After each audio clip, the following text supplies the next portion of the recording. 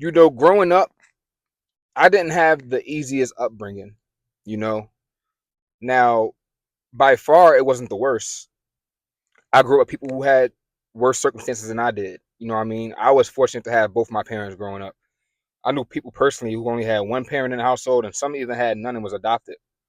So I'm not here to like ask for sympathy and say how bad I had it. No, but when you're in it, especially when you're younger, and you're put into environments to where your friends and your peers around you share the same circumstances, and it seems like that's all that exists. If that's all you know, you go over a friend's house, he's kind of experiencing the same thing you're going through, so you're kind of in a state of bliss because you haven't been exposed or aware to the other side of life where things do or can get better. So you think, hey, this is what this is how my cards were dealt.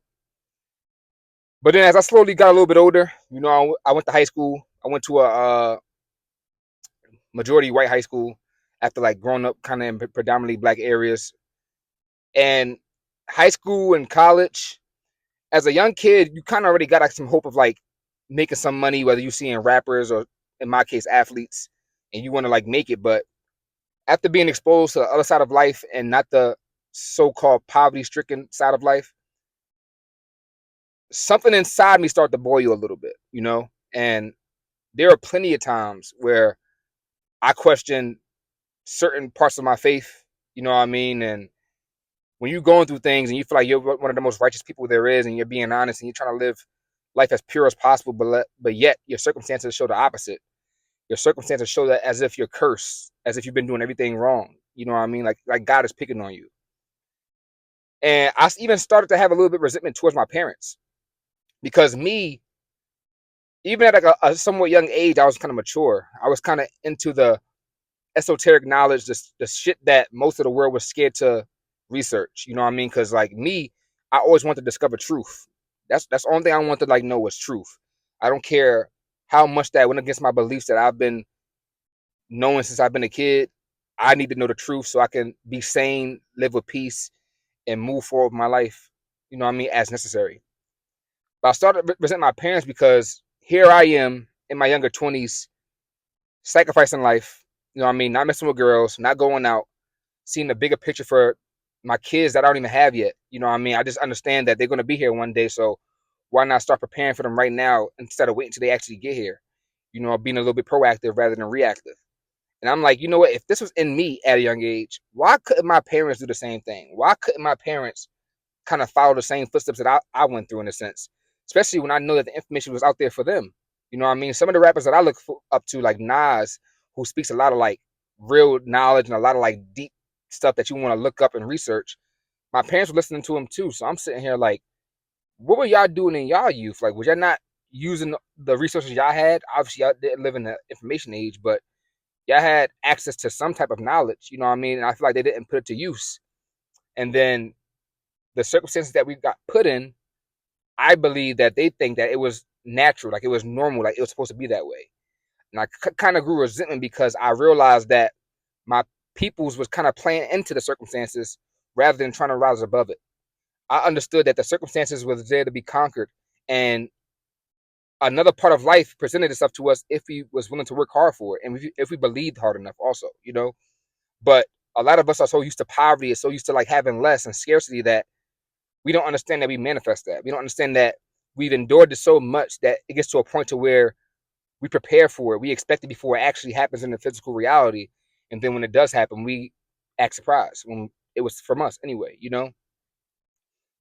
But I say all that to say, nobody is coming to save us. And that's perfectly fine. That's okay. You know what I mean? And younger me probably would have been like, no, like what? Like, where's this God everybody talks about? Well, my family didn't do this. I would have kept on playing victim, not realizing that me playing victim would adhere me to the same circumstances and challenges that my parents face. Me playing victim is just me covering up the wound without actually healing it. I'm just going to point the finger at my parents, but then I'm going to have an identity that was so submerged in the environment that we have growing up that I'm going to become that same person that I resented. So nobody's coming to save us, but it is okay. And I look at myself now because our old selves are the perfect teacher for who we are right now. You know what I mean? If I look at myself right now in my life, and I still have similar thinking patterns, but obviously it got intensified a little bit. But I think to myself, if I didn't go through what I go through, would I be the man I am today? Would I be as dedicated, as driven, you know what I mean, as passionate, and a lot of time as crazy, you know what I mean, just going cold turkey, not going out, not socializing, not seeing friends, not seeing families, just understanding that it gets better with time, just understanding that there's something bigger on the other side of the rainbow. But and the old me probably would have kind of not moved like this, just predicated on how others looked at me. You know what I mean? I wouldn't want to miss things just going by how I could be perceived by my friends and my loved ones. But as I got older, I'm like, you know what? I really can't care because nobody's going to come save me but myself.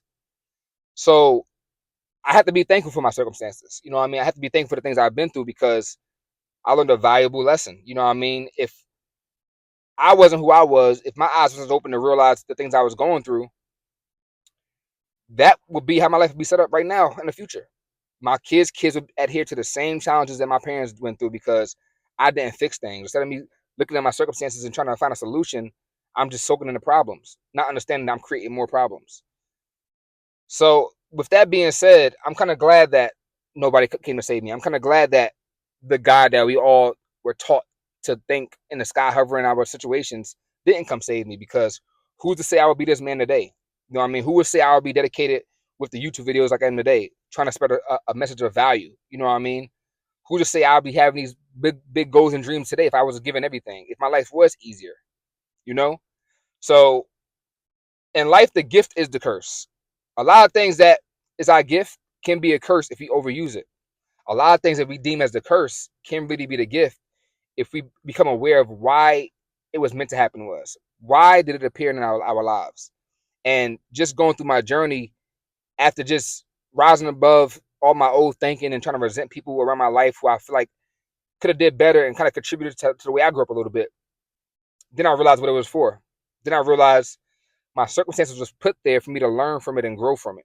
And then for me to teach people in the world who's bound to come up in similar things that I've been through. You know what I mean? And it could serve as like a roadblock and as like a blueprint to how to get through it, how to endure it, what you're going to endure, what you can expect. You know what I mean? So for you, a lot of people out there might have worse circumstances than me that I did growing up. You know, a lot of y'all probably broke. A lot of y'all probably want to get in the gym, but y'all can't. A lot of y'all probably ain't got no car, especially times now how it is nowadays. A lot of people getting laid off, but understand, but just not in a bad way. Nobody's coming to save you, and I don't mean that to scare you. I don't mean that to provoke fear into your journey, but I'm saying that so you can rise to the occasion. I'm saying that so you can come up with a bigger solution. You know, and the ironic part about life is just like how the world mirrors you, and once you start loving yourself, loving your own company, people are going to come to love your company also because they got to reflect you, how you feel about yourself. Same thing with help. When you really don't ask for help and you just try to figure out yourself as far as like trial and error, understanding that there's going to be growing pains, that you're going to learn from it, that ain't going to last forever, there's really nothing to fear, then that's when you start getting assistance from the rest of the world. That's when a random guy starts helping you. That's when you're just crossing paths with somebody who does business in the same field you're doing something in, and you get a help from here. That's when you get your old friend here about what you're doing and want to contribute. That's how things start happening to your life because, like I said, the world's a mirror. So if you start helping yourself, the world's going to reflect that and then start helping you as well. So I know things is definitely hard. You know what I mean? I know things is tough, but be glad that nobody's really going to come save you but you. Because instead of you looking at the thing you're going through or the thing that you want, just picture the person you're going to become going through these things. If you're able to go through tumultuous times, when the next tumultuous time come up, you're better prepared to go through it. You have a little experience with it. It might not be the same exact thing, but it's a little bit familiarity. You know what I mean? So the gift is a curse. You know what I mean? Everything is perspective. Everything is awareness. There's a reason why we all can see the same exact things, but have two different views of it. There's a reason why we can live in a country like America. Some people see disadvantages. Some people see advantages. It's not the place we live in. It's not America itself.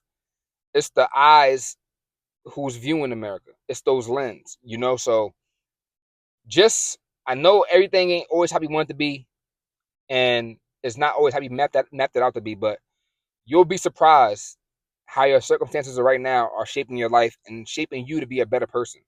You know what I mean? So just become aware of what you can learn from your circumstances. You know what I mean? Become aware of like the man you're gonna be in the minute you're gonna become going through it. How you're gonna feel, the confidence is gonna build because you have experience, because you have the knowing and the proof that you've been through some shit.